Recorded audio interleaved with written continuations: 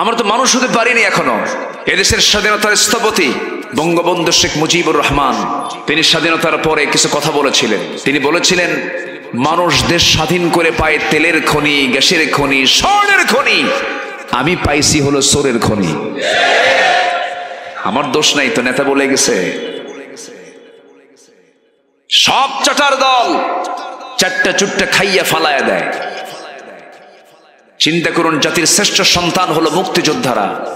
তারা দেশের জন্য কাজ করেছেন, স্বাধীনতার জন্য কাজ করেছেন। আমরা তাদেরকে সম্মান করি, শ্রদ্ধা করি, তাদের জন্য দোয়া করি। সেই মুক্তিযোদ্ধার নামে দেশ স্বাধীন হয়েছে 52 বছর। কিছু মুক্তিযোদ্ধার ভাতা গ্রহণ করেছে 2000 মুক্তিযোদ্ধা, তাদের বয়স 52 বছর। যুদ্ধ করলো কোন দিন? আধ্যাত্মিক জগৎ থেকে মারিফতের লাইনে যুদ্ধ হয়েছে, তাই না? আমরা কোথায় আছি? সম্মানিত ভাইয়েরা, আমরা মানুষ হতে পারলাম কই? নিজের একই মার পেট থেকে জন্ম নিয়েছে আমার বোন, আমি তার ভাই। বাপ মারা গেছে, মা মারা গেছে, বাবার সম্পত্তি বুঝে দেয় না, এমন ভাই তো ভোলা জেলায় নাই।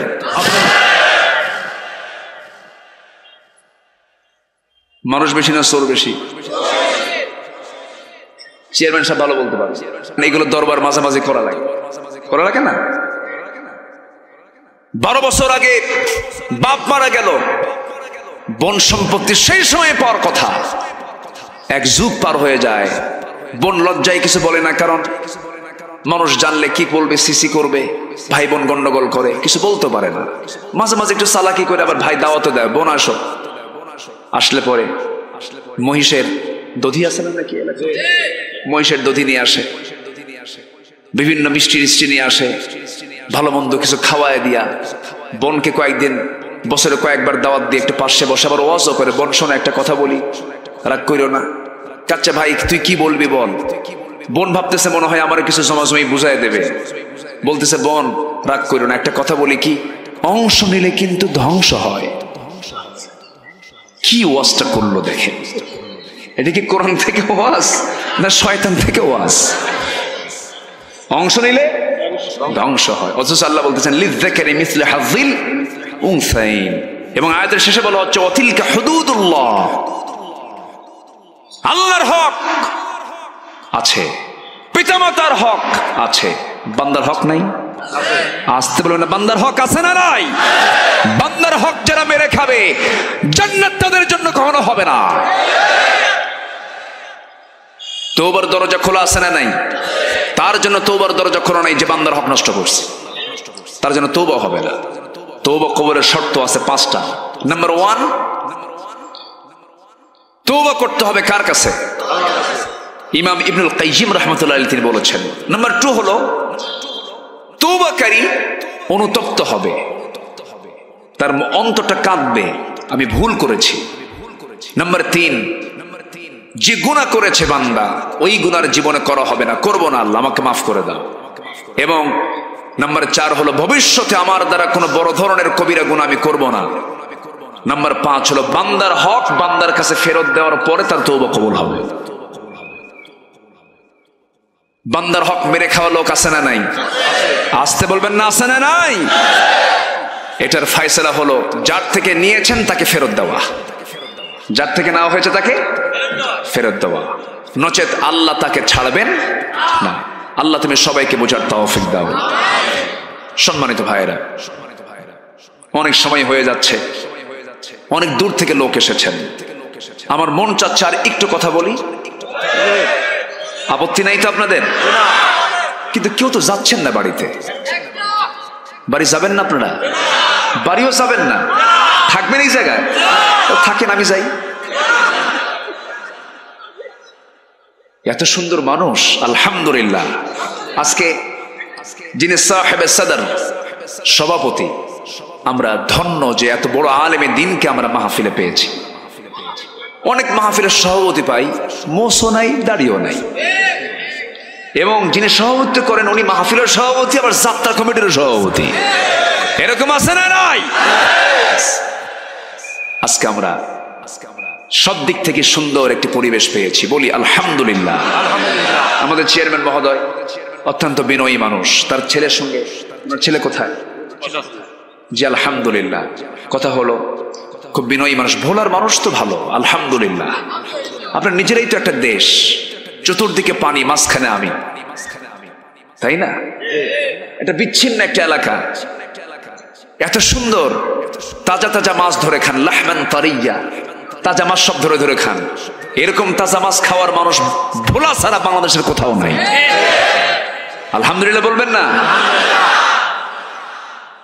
ভাবতেছেন যে ভোলা দুর্বল? না, ভোলা অনেক সুন্দর একটি এলাকা, এটাকে যদি সাজানো গোছানো যায় অনেক সুন্দর, বলি আলহামদুলিল্লাহ। এবং সবচেয়ে বেশি আলেম, যে জেলার আলেমরা গোটা দেশ নেতৃত্ব দিচ্ছে, নোয়াখালী লক্ষ্মীপুরের সাথী তো লাগানো ভোলা, এবং আপনাদের ভাষার সাথে নোয়াখালীর ভাষার একটা বিশাল মিল আছে, আছে না? মিল আছে না? বুঝছো? এটা নাই। মগবাড়ি বরিশাল, বুঝছো? এটা কিন্তু নাই, তাই না? এখানে হলো নোয়াখালীর টান। এই নোয়াখালী অঞ্চল, এই ভাষার যারা মানুষ, এই অঞ্চল হচ্ছে আলেমদের ডিপো, আলেমদের ঘাঁটি, বলি আলহামদুলিল্লাহ। এই ভোলাতে অসংখ্য আলেমের জন্ম হয়েছে, বলি আলহামদুলিল্লাহ। হাফেজের জন্ম হয়েছে, বলি আলহামদুলিল্লাহ। আমরা শেষের দিকে আমরা দোয়ার ভিতরে ভোলার জন্য আমরা দোয়া করি, আল্লাহ সকল প্রকার ভাঙ্গন থেকে ভোলাকে তুমি আল্লাহ বাঁচাও, জোরে বলি আল্লাহুম্মা আমিন। সম্মানিত ভাইয়েরা, আমাকে তো পয়েন্টগুলো শেষ করতে হবে।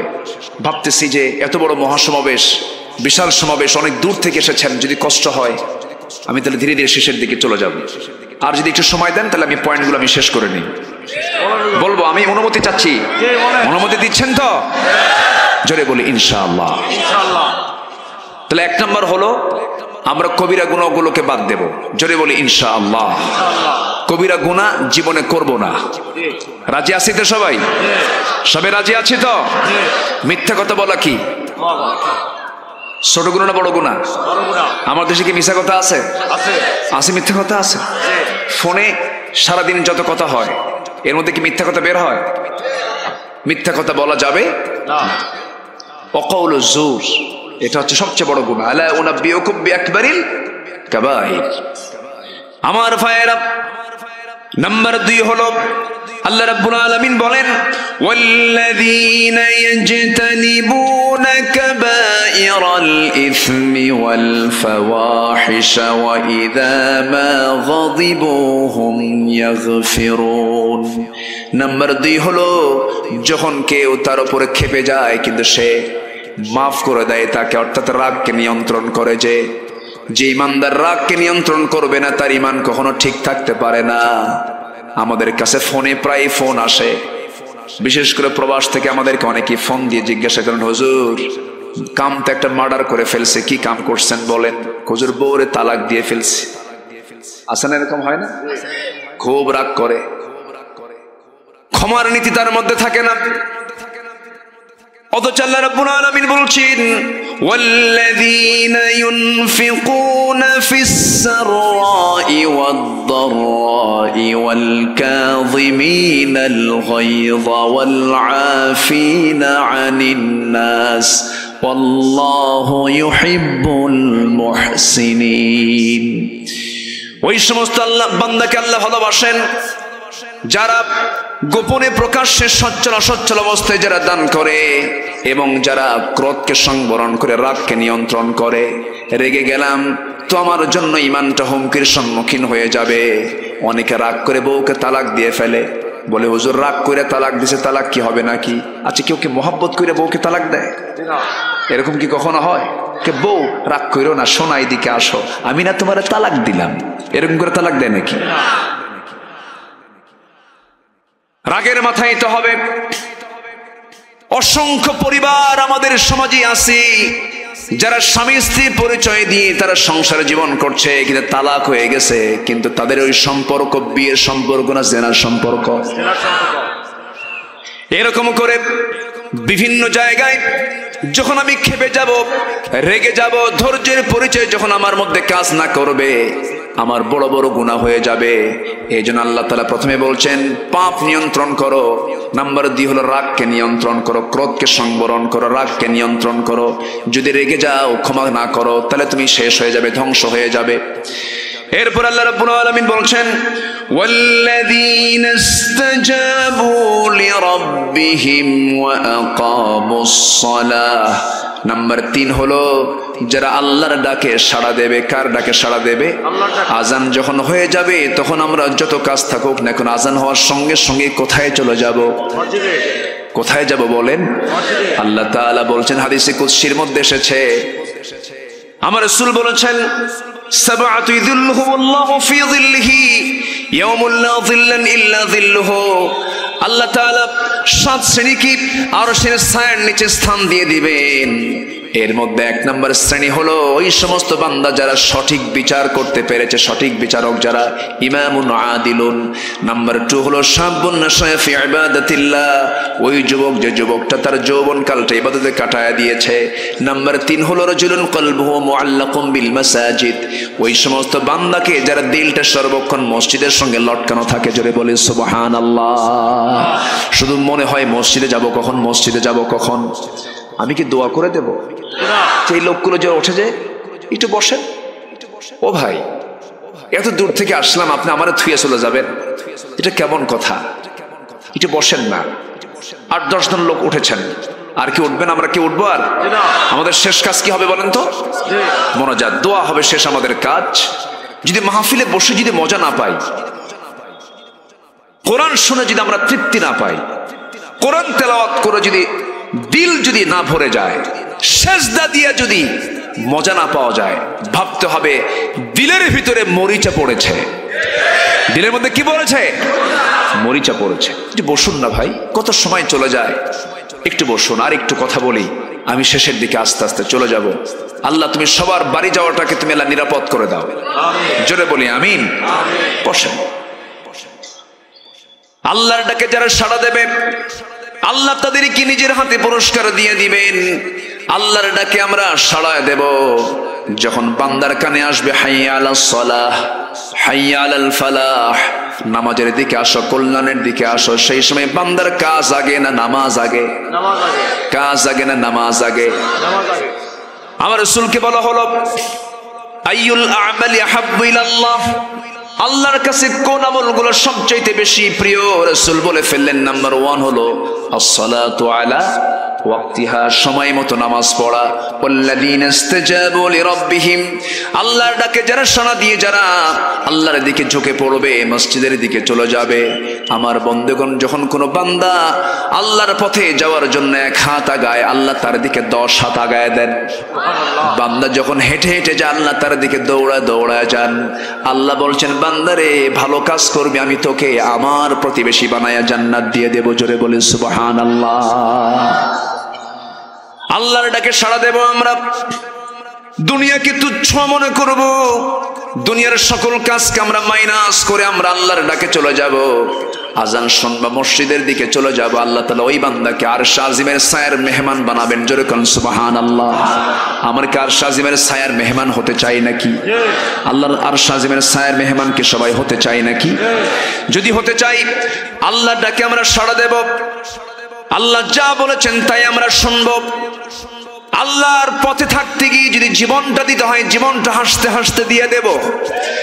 একজন মানুষের কথা মনে পড়ে গেল, তিনি একজন পুরুষ মানুষ ছিলেন না, একজন নারী ছিলেন। কিন্তু এমন নারী ছিলেন যার নামটা আল্লাহ তাআলা কোরআনে উল্লেখ করেছেন এবং তার শাহাদাতের কথাও তিনি উল্লেখ করেছেন।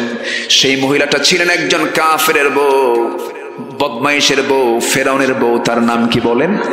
আসিয়া আলাইহিস সালাতু ওয়াস সালাম। ফেরাউনের ঘরে থেকেও ঈমান আছে না নাই? আজ তো ঈমান আছে না নাই? ফেরাউনের ঘরে থেকে ঈমান আছে, কিন্তু আজকে আব্দুর রহমানের ঘরে থেকে ঈমান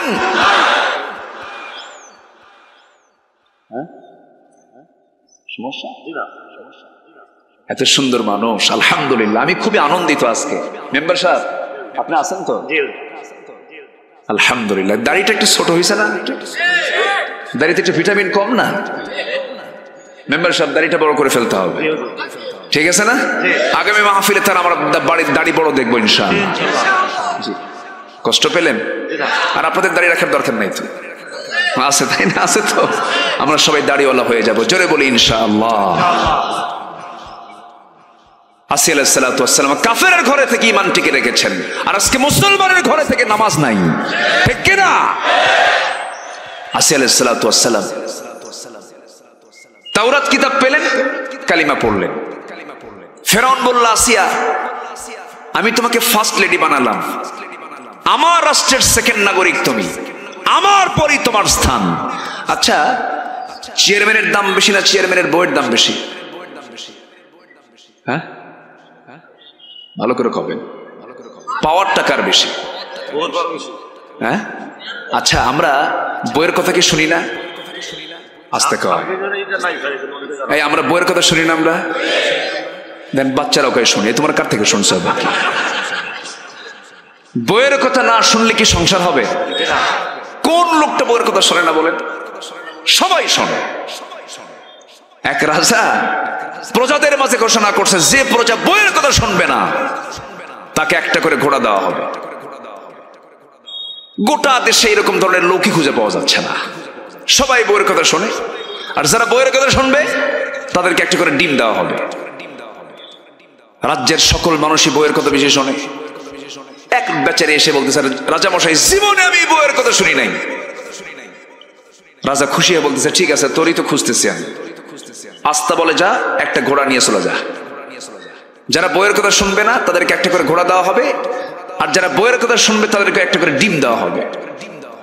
তো সারাদিন এই এক পাবলিকই পাইছে। তো কালো একখান ঘোড়া নিয়ে চলে গেছে বাড়িতে। বাড়িতে যাওয়ার পর বউ বলতেছে, তুমি ঘোড়া আনছো এটা কোনো কালার হলো? এই কালো ঘোড়া মানুষ কেনে? যাও ঘোড়া চেঞ্জ করে লাল ঘোড়া নিয়ে আসো। এবার দরবারে এসে বলছে, রাজা মশাই ঘোড়া কিন্তু হয়নি, ঘোড়াটা কালো হয়েছে, তো ঘোড়াটা লাল হতে হবে। কে এই পরামর্শ তোকে দিল? কে? বউ আমারে বলে দিল।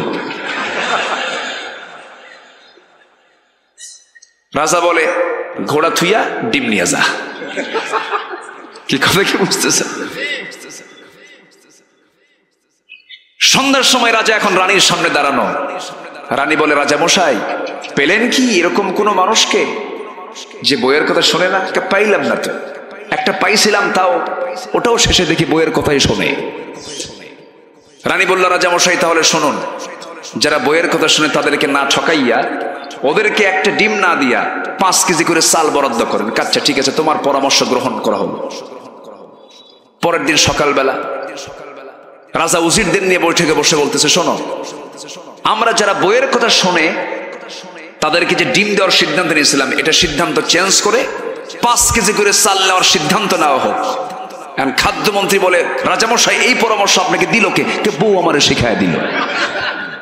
কি কথা কি বুঝতেছেন? কথাটা বলার উদ্দেশ্য হলো, স্বামী স্ত্রীর কথা শোনে, স্ত্রী স্বামীর কথা শোনে। খুবই নিবিড় সম্পর্ক এটা। এবং স্বামী স্ত্রীর সম্পর্কের ব্যাপারে আল্লাহ তাআলা নিজেও বলেছেন, মাওয়াদ্দাতাও ওয়া রাহমা। আল্লাহ তাআলা স্বামী স্ত্রীর ভিতরে যে মুহাব্বতটা দেন, এর মধ্যে মুহাব্বত দেন রহমত সহকারে। সুবহানাল্লাহ বলেন। মুহাব্বত আছে যার মধ্যে কি আছে? রহমতটা আছে। এই রহমতের জন্য একে অপরকে তারা শেয়ার করতে পারে। আমি কেন বললাম? সবাই আমরা বইয়ের কথা শুনি। তাহলে আসিয়া এত কাছের মানুষ ফেরাউনের, স্বামী স্ত্রী, অথচ স্বামীকে মাইনাস করে তিনি তাওহীদকে ধরেছেন, ঈমানকে লালন করেছেন, সব ছেড়ে দিয়েছেন, আল্লাহকে ছাড়েন নাই। ওয়াল্লাযীনা ইসতাজাবু লিরাব্বিহিম, আল্লাহর ডাকে সাড়া দিয়েছেন। জোরে বলি সুবহানাল্লাহ। হুজুর যত বড়ই হুজুর হোক না কেন, বউয়ের কাছে যে বসলে পরে বউ বলবে, শোনো তুমি কত বড় হুজুর হইছো, বসো। কি কথা বোঝেন নাই? স্বামী স্ত্রীর মধ্যে একটা নিবিড় সম্পর্ক ইজি হয়ে যায়। ফেরাউন বলল, আসি আমি তোমাকে এত কিছু দিলাম, এত সম্মান দিলাম, মান দিলাম, মর্যাদা দিলাম, তুমি আমার উপরে এইরকম আচরণ করলা, তুমি এত বড় বেঈমান হয়ে গেলা। দেখছেন ফেরাউন বেঈমান কয়, ওর ঈমান আছে? আসিয়া বলছে, আমার স্বামী, আমি যা পেয়েছি, আমি হকটা পেয়েছি, আমি আপনাকে হকের দাওয়াত দিচ্ছি, আপনি সেই আল্লাহকে মেনে নিন যিনি আমারও আল্লাহ আপনারও আল্লাহ। ফেরাউন বলছে, আসিয়া, আল্লাহ সম্পর্কে আমার ধারণা আছে, আমি জানি, সব জানি, কিন্তু এই জনপদে আমার আইন ছাড়া কোনো আইন চলবে না। অতএব আসিয়া, তুমি যদি আমার দল থেকে বের হয়ে যাও, আমি তোমাকে হত্যা করব। আসিয়া বলছেন, আমার স্বামী, আপনি আমার প্রতি যত অত্যাচার বাড়াবেন আমার ঈমান তত পোক্ত হবে। ওয়াল্লাযীনা ইসতাজাবু লিরাব্বিহিম। আসিয়া আলাইহিস সালাতু ওয়াস সালাম বলে ফেললেন, স্বামী আমার, এই দুনিয়ার নাজ নিয়ামত, এই দুনিয়ার ফার্স্ট লেডির পথ, এই দুনিয়ার সকল কিছু, সব কিছু আমার কাছে এখন তুচ্ছ, কারণ আমি ঈমানটা পেয়েছি, আমি আল্লাহর ডাকে সাড়া দিতে চাই। ফেরাউন শেষ পর্যন্ত বলে ফেলল, আসিয়া, আমি তোমাকে কিন্তু দুনিয়া থেকে বিদায় করব। আসিয়া বলছেন, আপনি আমার উপর অত্যাচার যত বাড়াবেন আমার ঈমান তত মজবুত হয়ে যাবে। শেষ পর্যন্ত বলা হলো, আসিয়া, জল্লাদ পাঠায়া দিলাম। জল্লাদটা পাঠায়া দেওয়া হলো। জল্লাদ হাতে করাত নিয়ে সামনে দাঁড়ানো। আসিয়া আলাইহিস সালাতু ওয়াস সালামের সুখের সংসার, দুনিয়ার সমস্ত নিয়ামতগুলো তিনি পেয়ে গেছেন, কিন্তু দুনিয়ার সমস্ত নিয়ামতকে তিনি তুচ্ছ মনে করে তিনি জান্নাতটাকে বড় নিয়ামত মনে করলেন। আসিয়া আলাইহিস সালাতু ওয়াস সালাম করলেন কি, এই সময় ফেরাউনকে চূড়ান্ত কথা বলে ফেলে দিয়া সামনে জল্লাদ করাত নিয়ে দাঁড়ায় আছে। এই সময় তিনি একটা দোয়া করেছিলেন, সেই দোয়াটা আল্লাহ রাব্বুল আলামিন এই কিতাবের ভিতরে উল্লেখ করেছেন। সূরা তাহরিমের শেষ দিকে আল্লাহ তাআলা উল্লেখ করেছেন, তিনি যে দোয়াটা করেছেন এত দামি দোয়া, সেই দোয়াটা আল্লাহ তাআলা উম্মতে মুহাম্মাদের জন্য বরাদ্দ করে দিয়েছেন। তোমরা আমার আসিয়ার মতো তোমরা দোয়া করো, জোরে বলেন সুবহানাল্লাহ। আসিয়া আলাইহিস সালাতু ওয়াস সালাম যে দোয়াটা করলেন, ওই সময় দোয়া করতে নিয়ে এই কথাটা বললেন, রব্বি বিনিলি ইনদাকা বাইতান ফিল জান্নাতি ওয়া নাজ্জিনি মিন ফিরআউনা ওয়া আমালিহি। আয় আল্লাহ তাআলা, তুমি আমার জন্য বানায়া দাও, রব্বি বিনিলি, আমার জন্য বানায়া দাও, ইনদাকা, তোমার কাছে। ইনদাকা এখানে আলেম ওলামা আছেন, ইনদুন শব্দটা নিকটবর্তীকে বোঝায়, এত খুব কাছে যেটা, সেটাই কি ইনদা শব্দ দিয়ে সম্বোধন করা হয়েছে। ও আল্লাহ, তুমি তোমার কাছে ইনদাকা বাইতান, একটা ঘর আমাকে দিবা, ফিল জান্নাত, জান্নাতের মধ্যে একটা ঘর তুমি আমাকে দিবা জান্নাতের মধ্যে, তোমার কাছে মানে তোমার দেওয়ালের সঙ্গে আমার একটা ছোট্ট ঘর তুমি আমাকে বানায় দিবা। এই কথা বললেন এবং বলেন নাজ্জিনি মিন ফিরাউন, এবং ফিরাউনের অপকর্ম থেকে তুমি আল্লাহ আমাকে বাঁচায়া দিবা। এই দোয়াটা করলেন। এই দোয়া করে তিনি মৃত্যুর জন্য প্রস্তুতি নিয়ে নিলেন। করাত দিয়ে চিরে 2 টুকরা করে শহীদ করে দেওয়া হলো। তিনি শহীদের সাক্ষ্য নিয়ে দুনিয়া থেকে বিদায় নিলেন। দুনিয়া থেকে বিদায় নিয়ে গোটা দুনিয়ার সমস্ত মুসলমানদেরকে জানান দিচ্ছেন, ও দুনিয়ার সকল আল্লাহর গোলামরা শোনো, আল্লাহর বান্দা বান্দিরা শোনো, আল্লাহর ডাকে সাড়া দিতে গিয়ে কেমন করে করাতের নিচে মাথা রেখে জীবনটা দিতে হয়। সব কিছু ছাড়বো, কিন্তু আমরা আল্লাহর গোলাম কখনো আল্লাহকে ছাড়বো না। কার ডাকে আমরা সাড়া দেব? আসতে বলবেন না, কার ডাকে সাড়া দেব? আল্লাহর ডাকে আমরা সাড়া দেব। নাম্বার 4 হলো যারা নামাজকে কায়েম করবে। নাম্বার 5 হলো যারা সমস্ত কাজে যারা পরামর্শ করবে, একাকী কোনো সিদ্ধান্ত নেবেন। ওয়ামরুহুম শুরা বাইনাহুম ওয়াশাবিরহুম ফিল আমর ফাইদা আযামতা ফাতাওয়াক্কাল আলাল্লাহ। পরামর্শ যারা করে কোনো কাজের সিদ্ধান্ত নেবে, আমি আল্লাহ তাদের কাজের মধ্যে বরকত দিয়ে দেব। নাম্বার 6 হলো মিম্মা রাযাকনাহুম ইউনফিকুন, আমি যে রিজিক দিয়েছি তা থেকে তারা কিছু অংশ আমার পথে খরচ করবে। নাম্বার 7 হলো আল্লাযীনা আসাবাহুমুল বাগী হুম ইয়ানতাসিরুন, বাড়াবাড়ি করার পরেও ইমানদার বান্দা তাদেরকে যারা বাড়াবাড়ি করেছে তাদেরকে যারা মাফ করে দেবে, সাহায্য করবে। এই 7টা কাজ যারা করবে, ফামান আফা ওয়া আসলাহা ফাজরুহু আলাল্লাহ, তাদের জন্য পুরস্কারটা কার কাছে আছে? আল্লাহর কাছে। আসতে বলুন না, কার কাছে আছে? আল্লাহ তুমি এই 7টা বিষয় আমল করার তৌফিক তুমি আল্লাহ সবাইকে দিয়ে দাও। জোরে বলি আমিন, আরো জোরে আমিন, আরো জোরে আমিন। সবার বাড়িতে মা বোন আছে না নাই? অন্য জেলার চাইতে ভোলা জেলায় পর্দা প্রসিদ্ধ ভালো, আলহামদুলিল্লাহ। অন্যান্য জেলার চাইতে কিন্তু পর্দা, নোয়াখালী, বরিশাল, ভোলা এই অঞ্চলে পর্দার পরিবেশটা অনেকটা ভালো। তবে এখন একটু দিন দিন পর্দার পরিমাণ বাড়ছে না কমছে? কমে গেছে। বেহায়াপনা কমেছে না বেড়েছে? মা বোনদেরকে সতর্ক করার দরকার আছে না নাই? আসতে বলবেন না, আছে না নাই? সবার বাড়িতে মা বোন আছে, সাবধান। বিশেষ করে এই ডিভাইস থেকে সাবধান, মোবাইল থেকে সাবধান। মোবাইল যে চালায় সে মোবাইল চালাতে পারবে, মোবাইল যাকে চালায় সে মোবাইল চালাতে পারবে না। খুবই সতর্ক হতে হবে। কত প্রবাসীর বউ যে এই মোবাইলের কারণে অন্য জায়গায় চলে গেছে আল্লাহ জানে। আমি কি ভুল বলছি? আমার চুয়াডাঙ্গা মাহফিলে গেছি আমি। মাহফিলে এসার সময় খাইতে বসছি, এক মুরব্বী এসে বলতেছে, হুজুর আমার মেয়ের জন্য আপনি দোয়া করবেন। আমি বললাম যে ব্যাপারটা কি, কোনো সমস্যা? হুজুর আমার মেয়েকে অনেক দূরে বিয়ে দিয়েছি। কোথায়? ঠাকুরগা। কি বিয়ে দিলেন ঠাকুরগা? মানুষ হলেন আপনি খুলনার অঞ্চলের মানুষ, কুষ্টিয়ার মানুষ, এত দূরে বিয়ে দিলেন, এর কারণটা কি? বিয়ের ঘটকটাকে? হুজুর মোবাইল। বিয়ের ঘটককে? মোবাইল। তো বললাম মোবাইল কিনে দিলেন কেন? হুজুর মোবাইল তো কিনে দিতে চাইনি আমি, মেয়েটা সায়েন্সে পড়ে, বললো আব্বা বায়োলজির ক্লাস অনলাইনে করতে হয়, একটা মোবাইল কিনে দাও। আমি ভাবলাম যে ক্লাস করতে হবে, ভালো একটা মোবাইল কিনে দিলাম যেন ভালো করে দেখা যায়। কিন্তু যে এই অনলাইনে ক্লাস করতে করতে ওইদিকে যে অনলাইন খুলছে তা তো জানি না আমি। 3 দিন কোনো খবর নাই। 4র্থ দিনের মাথায় ফোন দিয়ে বলতেছে, আব্বু আমরা ভালো আছি। কি কথা কি বুঝতেছেন? কি ভালো আছে? আমি থেকে কি হয়েছে? এটার মাধ্যম কি বলেন? মাধ্যম কি বলেন? মোবাইল। আমরা ভালো আছি। আব্বু কোনো চিন্তা নাই, আমাদের সকল কাজ সম্পূর্ণ হইয়া গিয়েছে। কি কথা কি বোঝা গেল? এখন আমার সোজা কথা, যদি কোনো মেয়ের বাবা মেয়েকে বিয়ে দিতে অপারগ হন, মেয়েকে বিয়ে দিতে পারছেন না, তাহলে দয়া করিয়া একটা মোবাইল কিনিয়ে দিবেন। আর কি, আমার তো আর বলার মতো আর কিছু নাই। সাবধান হতে হবে। কু আনফুসাকুম ওয়া আহলিকুম নারা। নিজে বাঁচবো, পরিবারকে বাঁচাবো জাহান্নাম থেকে। জোরে বলি ইনশাআল্লাহ।